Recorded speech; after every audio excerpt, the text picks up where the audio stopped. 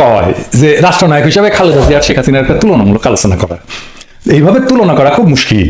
কারণ আপনাকে তো আপেলের সাথে আপেলের তুলনা করতে হবে, তাই না? আপেলের সাথে তো কাঁঠালের তুলনা করা যায় না। আপনাকে তুলনা করতে হবে এমন একটা সমস্যা সমাধানে দুইজনের সিদ্ধান্ত নেওয়া যে সমস্যাটা একই রকম ছিল দুই সপ্তাহ। তো আল্লাহ কি কাম, হঠাৎ করে একটা সুযোগ আসছে। ঠিক একইভাবে আপেলের সাথে আপেলের তুলনা করার আর কি, দুই নেতৃত্বের রাজনৈতিক সিদ্ধান্তের তুলনা করা, দেশ চালানোর তুলনা করা।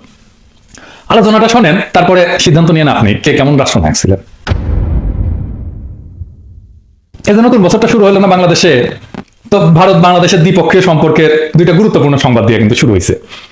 প্রথম খবরটা প্রকাশিত হয়েছিল একদম 1 জানুয়ারি, হ্যাঁ, বছরের পয়লা উপহার আর কি। এটা কয়েছে একটা গুরুত্বপূর্ণ খবর। তার আগে জানেনি যে বাংলাদেশে কিন্তু ইন্ডিয়া পাটের পণ্যের উপরে অ্যান্টি ডাম্পিং শুল্ক আরোপ করছে আরো 5 বছর আগে, সেটা আরো 5 বছরের জন্য বৃদ্ধি করছে। 2017 সালের জানুয়ারি মাসে ভারত এই শুল্ক টন প্রতি $272 ধার্য করে। এইবার এটা বাড়াইছে, টন প্রতি $351.72 করা হয়েছে, অর্থাৎ সর্বোচ্চ শুল্ক প্রায় 40% বাড়ানো হয়েছে। দেখেন, আর দ্বিতীয় খবরটাও 1 জানুয়ারিতে প্রকাশিত হয়েছে। এতে কওয়া হয়েছে বাংলাদেশের ভূখণ্ডের উপর দিয়া এখন ইন্ডিয়ান প্রমোত্তরী ভারতের কাশি থেকে ডিব্রুগড় পর্যন্ত যাবে আর কি। তো বাংলাদেশ ভূখণ্ডের ভিতর দিয়ে কতটুকু যাবে? প্রায় 1100 কিলোমিটার আর কি। এই প্রমোত্তরী গুলো দেখেন, একই দিনে কিন্তু খবরটা হয়েছে। এই দুইটা খবরে কাঁঠাল রানীর আমলে বাংলাদেশ ইন্ডিয়া সম্পর্ক কেমন ছিল সেটার একটা স্পষ্ট চিত্র কিন্তু পাওয়া যায়। একই দিনে ইন্ডিয়া বাংলাদেশের কাছ থেকে আমাদের ভূখণ্ডের উপর দিয়ে চলাচলের বন্দোবস্ত আদায় করে নিছে, এবং অন্যদিকে একই দিনে বাংলাদেশের উপরে চাপাই দিছে একটা অত্যন্ত অন্যায্য শুল্কের ভার। শুল্কটা আবার দিতে হবে কিন্তু ইন্ডিয়ান মুদ্রায়, বুঝছা, রুপিতে। তো মোট কথা, হাসিনার আমলে ইন্ডিয়ার সাথে বাংলাদেশের সম্পর্ক দাঁড়িয়েছে এরকম যে ইন্ডিয়া শুধু নিবে আর কিছু দিবে না, বুঝছাও। আর বাংলাদেশ শুধু ইন্ডিয়ারে ভালোবেসেই যাবে। আর বাংলাদেশের একটা অথর্ব একটা বাণিজ্য মন্ত্রী আছে না, মোটা, টিপু মুন্সি।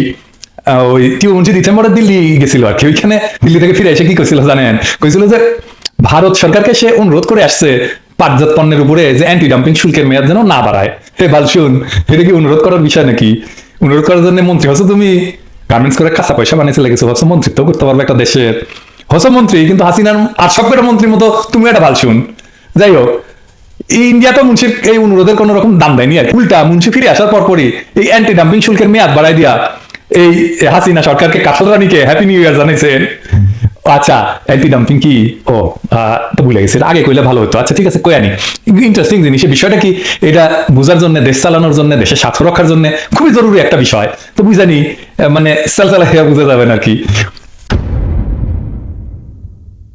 মানে বিশ্ব বাণিজ্য সংস্থা আছে যে যাবতীয়, তারা অ্যান্টি ডাম্পিং বিষয়টাকে এইভাবে ব্যাখ্যা করছে যে একটা কোম্পানি যদি কোনো একটা পণ্য আর দেশের বাজারে যে দামে বেচে আর কি, তার চাইতে কম দামে যদি রপ্তানি বাজারে বিক্রি করে, তাহলে বলা যায় কোম্পানিটা রপ্তানি বাজারে পণ্যটার দাম করছে, বুঝছাও। তো এরকম একটা যদি পরিস্থিতি হয়, তাহলে যে দেশে পণ্যটা গেল আর কি, যে রপ্তানি কইরা মানে যারা আমদানি করলো, তারা ওই পণ্যের উপরে অ্যান্টি ডাম্পিং ডিউটি বা শুল্ক চাপাইতে পারে।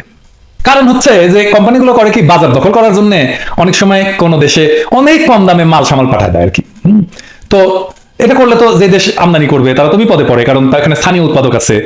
তো ওইখানে তো একটা আনফেয়ার কম্পিটিশন হয়, অন্যায্য একটা কম্পিটিশন, বেইনসাফি হয় ওই দেশের স্থানীয় উৎপাদকের সঙ্গে।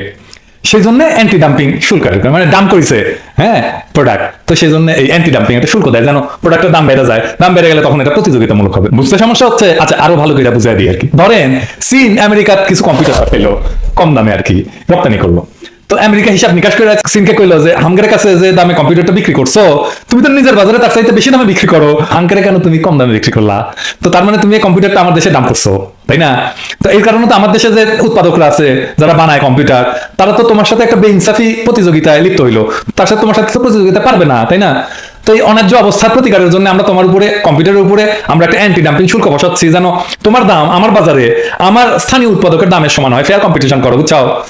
তো তাইলে ইন্ডিয়া যখন বাংলাদেশে পাটজাত পণ্যের উপরে অ্যান্টি ডাম্পিং শুল্ক চাপায় দেয়, তাহলে ইন্ডিয়া কইতে যাচ্ছে ওইসব পণ্য আমরা বাংলাদেশে যে দামে বিক্রি করি তার চেয়ে কম দামে আমরা ইন্ডিয়াতে রপ্তানি করছি, ফলে ইন্ডিয়ান পণ্য প্রতিযোগিতা মার খাচ্ছে, তাই না? তাই তো বোঝা যায়। তো সব আইনেরই তো অপপ্রয়োগ আছে, তাই না? তেমন এই আন্তর্জাতিক অ্যান্টি ডাম্পিং আইনের অপপ্রয়োগ করে থাকে অনেক দেশ। শুধাই অ্যান্টি ডাম্পিং শুল্ক বসায় দেয় কোনো দেশ আরেক দেশের পণ্যের উপরে, ঢুকতেই দেবে না। নিজের মার্কেটে আমি আকাউরে ঢুকবার দেবো না আর কি, বুঝছাও। তো তাইলে এরকম অন্যায্য আচরণের যদি শিকার হয় কোনো দেশ, কার কাছে বিচার দিবে? এগুলো ব্যবস্থা আছে? এই জন্য একটা ব্যবস্থা আছে, সেটা হচ্ছে WTOর কাছে একটা ডিসপিউট সেটেলমেন্টের জন্য বা বিবাদ নিষ্পত্তির জন্য একটা কেস দায়ের করা যায়। তো তাইলে হাসিনা এই ক্ষেত্রে কি করছে? পাটের ক্ষেত্রে তো টিপু মুন্সি যখন ইন্ডিয়ার কাছে বাংলাদেশের পাটের পণ্যের উপরে যে 2017 সালে যে অ্যান্টি ডাম্পিং শুল্ক দিছিল না, সেটা প্রত্যাহারের যখন অনুরোধ জানাইছিল, তার মানে তো ধরে নিতে হবে যে বাংলাদেশ ইন্ডিয়ার এই শুল্কটা চাপানোটা অযৌক্তিক বা ইনসাফি বলে বিবেচনা করে, ঠিক তো, তাই না? তাছাড়া সে রিকোয়েস্ট করবে কেন? তার মানে ইন্ডিয়াতে যে মূল্যে আমরা এসব পণ্য রপ্তানি করি, বাংলাদেশে তার চাইতে কম দামে আমরা বিক্রি করি না, সোজা হিসাব। বরঞ্চ ইন্ডিয়ায় শুল্ক আরোপ করছে নিজের উৎপাদকদের প্রোটেকশন দেওয়ার জন্য, তাই না? তাহলে হাসিনা সরকারের কি করা উচিত ছিল? ডাব্লিউটিওতে একটা কেস করে দেওয়া উচিত ছিল, তাই না? দেখে আসলাম তো আমরা আগে দেখে আসলাম, তাই না? 2017 সাল থেকে তো 5টা বছর পার হয়ে গেছে। হ্যাঁ, এই দীর্ঘ সময়ে ইন্ডিয়ার যে অন্যায্য শুল্কের কারণে বাংলাদেশের পাটজাত পণ্যের যারা তৈরি করে তারা যে ক্ষতিগ্রস্ত হয়েছে, এইটা কে দেখবে? হাসিনা তো দেখা উচিত। কিভাবে দেখছে? সে তো কেস করে নাই। সে করতেছে কি, ইন্ডিয়ার কাছে অনুরোধ করতেছে, উপরোধ করছে, ভাই এটা ছেড়ে দেন। তো ইন্ডিয়ার পাশে সেটা যারা ক্ষমতা আসছে এবং ইন্ডিয়া সরাসরি হস্তক্ষেপে যারা ক্ষমতা কুক্ষিগত করে রাখে, সেই রকম একটা দেশবিরোধী সরকারের কাছে আমরা এর চাইতে আর বেশি কিছু আশা করতে পারি কি? এগুলোর জন্য দরকার জনগণের সত্যিকারের নির্বাচিত একটা গণতান্ত্রিক দেশপ্রেমিক সরকার। তো এক দেশপ্রেমিক সরকার থাকলে এটা বিষয়টাকে কিভাবে ডিল করতো, এটা আমরা দেখি। আমরা এরকম একটা প্রবলেমের মধ্যে পড়ছিলাম, একই ধরনের, খালেদা ইন্ডিয়ার সাথে কিভাবে তিনি ডিল করছিলেন সেই প্রবলেমটা, সেটা দেখি। তাহলে আমরা দেখবো যে বিকল্প নাই কাঁঠাল রানী আর খালেদা জিয়ার তফাৎটা কি। এখন যারা তরুণ আছেন বা চাঙ্গা আছেন, তারা কিন্তু এটা বোধহয় জানেন না যে খালেদা জিয়ার ওই সময় ইন্ডিয়াতে ওই সময় কিন্তু প্রচুর ব্যাটারি যেত বাংলাদেশের, রবিমাত্র তফাৎ। তো ইন্ডিয়া বাংলাদেশে তৈরি ব্যাটারির উপরে সেই সময় অ্যান্টি ডাম্পিং শুল্ক আরোপ করছিল। তো খালেদা জিয়া কেস করে দিছিল এবং ইন্ডিয়া খালেদা জিয়ার উপরে প্রচুর বিলা হয়েছিল।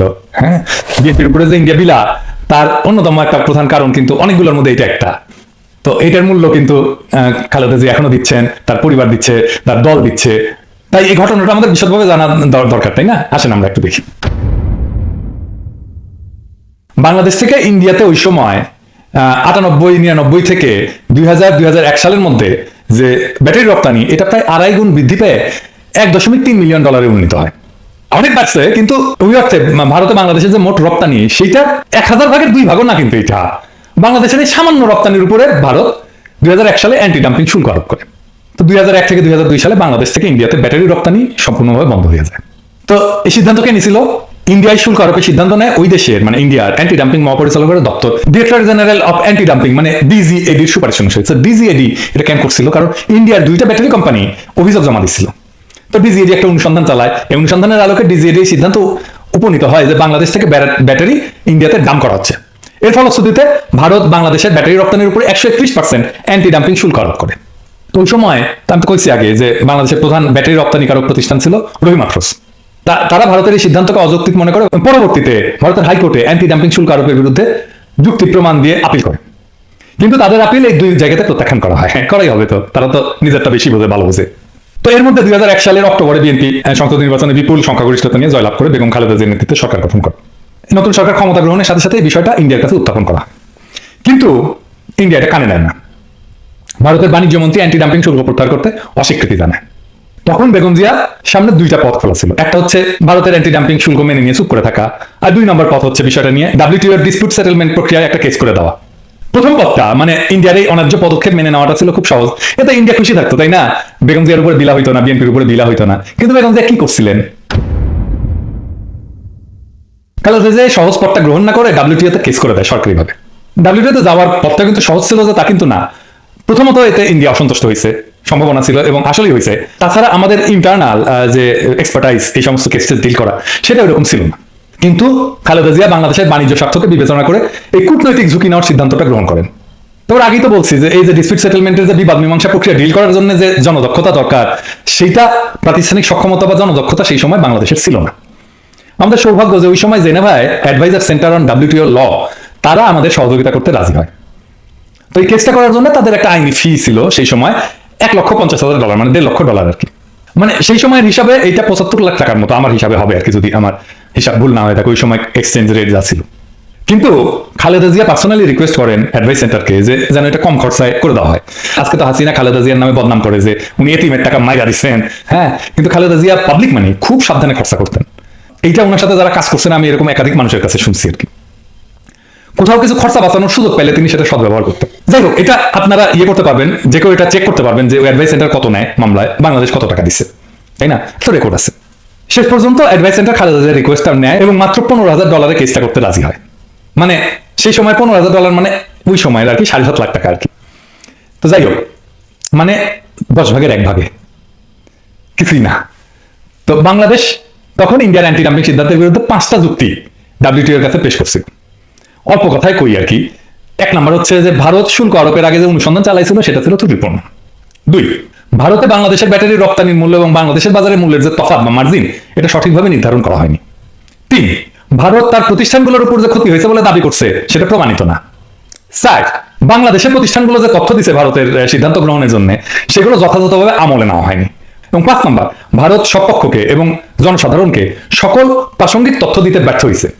এইসব কারণের পরিপ্রেক্ষিতে বাংলাদেশ যুক্তি প্রদর্শন করে যে ইন্ডিয়া WTO এর অ্যান্টি ডাম্পিং চুক্তির বেশ কয়েকটি ধারা খেলাপ করছে এবং অপব্যবহার করছে। এই যে দেখেন, তো এই কেসে ইউরোপিয়ান ইউনিয়ন ছিল কেসের থার্ড পার্টি। তারা WTO এর যে প্রক্রিয়া সিস্টেম সে অনুযায়ী ইন্ডিয়াকে ডাকে, কনসালটেশনে ডাকে। হ্যাঁ, এই যে দেখেন, তারপর কি হয়, ইন্ডিয়া জানতো বাংলাদেশের এই যুক্তিগুলো সঠিক, অকাট্য, এবং এই প্রক্রিয়া যদি তারা যায় তাহলে এটা একটা দীর্ঘমেয়াদী আইনি যুদ্ধে পরিণত হবে এবং শেষ পর্যন্ত ইন্ডিয়া হারবে, এটাতে জেতার কোনো সম্ভাবনা ছিল না, আন্তর্জাতিকভাবে হেয় হবে ইন্ডিয়া। তো তখন ইন্ডিয়া গুটি সুটি মেরে আইসা কি করে জানেন, ওই তারা তখন বাংলাদেশকে জানায় যে তারা অ্যান্টি ডাম্পিং শুল্ক তুলে নিতে রাজি আছে। কি মজা! তো সে কারণে তারা বাংলাদেশকে বলে যে WTO এর যে প্রক্রিয়াটা শুরু করছো না ওইটা বন্ধ করো। তো এটা কিন্তু ছিল চালাকি। হ্যাঁ, এটা কিন্তু এরকম চালাকি করে, মানে বাংলাদেশ যদি WTO এর প্রক্রিয়া বন্ধ করতো তাহলে ইন্ডিয়ার জিন্দিগিতে আর শুল্ক তুলতো না। হ্যাঁ, ওই যে দামাল সিনেমার পরিচালক আছে না, ওই যে রায়হান রাফি, আমার ফোন করে কইছিল যে আমি ওই যে আমার সিনেমায় যে রাজাকারের কণ্ঠে নারায় তদবির দিচ্ছি ওইটা কিন্তু বদলাই দেবো, আপনি একটু আপনার স্ট্যাটাসটা ডিলিট করে দেন। একদম ইন্ডিয়ান স্টাইল আর কি, আমি ডিলিট করে দিচ্ছি এবং তারপরে সে বদলায় নাই। খুব চমৎকার হিসাব আর কি, বুঝছাও। তো তার উত্তরে খালেদা জিয়া ইন্ডিয়াকে জানাইছিল কি জানেন, আমার ওইটা ফলো করা উচিত ছিল। উনি বলছিলেন যে ইন্ডিয়া যদি সরকারিভাবে অ্যান্টি ডাম্পিং শুল্ক তুলে নেওয়ার ঘোষণা দেয় তবেই কেবল বাংলাদেশ WTO এর আইনি প্রক্রিয়া সমাপ্তি টানবে এবং ইন্ডিয়াকে বাংলাদেশের অবস্থান মেনে নিতে বাধ্য হইতে হয়। 2005 সালের 4 জানুয়ারি ভারত কাস্টম নোটিফিকেশন 1/2005 জারি করে এই অ্যান্টি ডাম্পিং শুল্ক চূড়ান্তভাবে বাতিল করে। এরপরে বাংলাদেশ এবং ভারত উভয় পক্ষই WTO কে জানায় যে তারা একটা সমাধানে উপনীত হয়েছে, তারা নেগোসিয়েট করে ফেলছে।